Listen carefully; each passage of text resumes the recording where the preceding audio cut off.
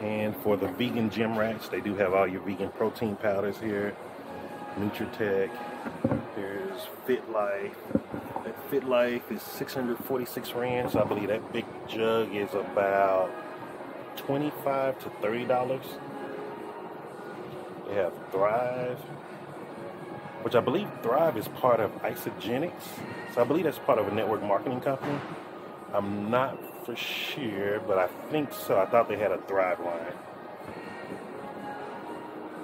And for me, I don't really do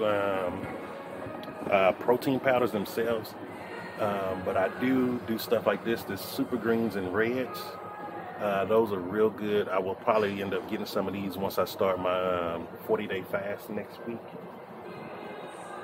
And then I'll be talking about it on YouTube, letting you know what all different stuff I'm using.